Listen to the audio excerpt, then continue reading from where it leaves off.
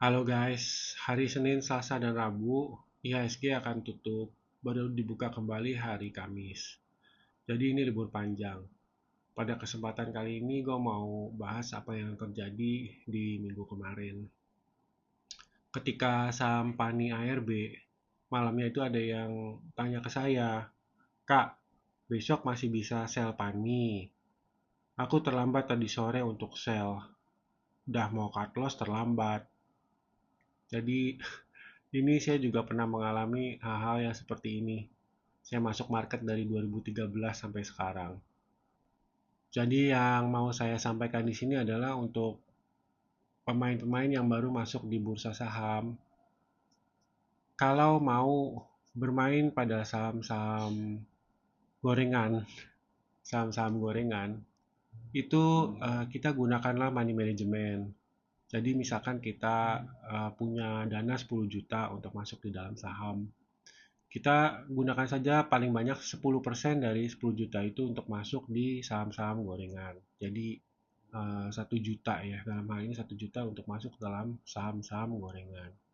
Jangan terlalu besar untuk masuk ke dalam saham-saham yang volatil atau saham gorengan, karena kalau sudah kejadian sampai ARB kayak kemarin di Pani, kita jadi panik. Kita kan tidak tahu apa yang terjadi pada market, karena market biasanya digerakkan oleh pemegang dana besar atau pemegang saham mayoritas, dan kita tidak tahu arahnya kemana, ke bawah kah atau ke atas kah. Jadi dengan money management 10% aja dari seluruh total porto itu akan mengurangi kepanikan kita. Jadi ketika harga sahamnya ARB itu tidak terlalu mempengaruhi total dari porto kita. Jadi kita bisa mengambil keputusan dengan tenang. Kayak kemarin kasusnya di Pani.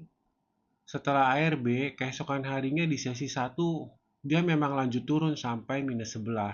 Sempat turun sampai -11, tapi kemudian ditutup di sesi satu itu plus 16,7%. Jadi ya saya bisa bilang ya pemilik dana besar ini yang menggerakkan market. Jadi dia mau gerakin kemana terserah dia. Dia yang punya dana besar kan. Ya kita sebagai investor-investor dengan dana kecil hanya mengikuti pergerakan pasar saja.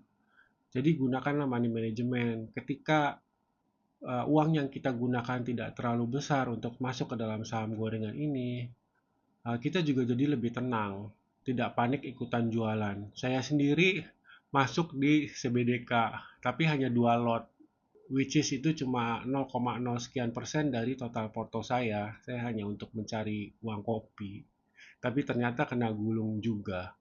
Average saya CBDK di 10.800. Karena nilainya terhadap total porto saya kecil, jadi saya ya tenang aja, santai gitu. Dan ternyata benar kan, keesokan harinya CBDK dibuka 19% kalau nggak salah, seingat saya. Jadi ya saya balik lagi, itu pesan saya untuk pemain saham yang baru masuk dan tergoda untuk mengikuti saham-saham gorengan atau saham-saham volatil, itu gunakanlah maksimal 10% dari total porto. Itu untuk keseluruhan saham-saham gorengan ya. Jadi misalkan mau masuk 3 atau 4 saham gorengan seperti sahamnya Pak Pepe atau yang kemarin kejadian Pani dan CBDK. Saya bilang bukan gorengan tapi volatil juga ya. Ya, saham-saham Pak Pepe itu kan volatil juga. Jadi gunakan saja 10% dari total porto. Kita tidak akan terlalu panik kalau nilainya juga tidak terlalu besar gitu. Tapi kalau ada kenaikan, kayak kemarin kalau masuk di ARB, itu kan lumayan, penutupan sekitar 12% ya di Pani. Jadi kalau masuknya, taruhlah 1 juta udah dapat 120.000. Lumayan 12%, di mana kita bisa cari uang 12% dalam satu hari. Oke, jadi itu pesan saya pada pemain saham yang baru masuk. Gunakanlah money management dengan baik.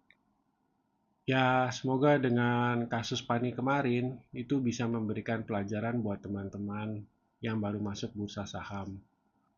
Jadi ke depan untuk pemilihan saham apa yang ingin dibeli itu bisa dipertimbangkan dengan baik. Tetap semangat ya teman-teman, salam cuan.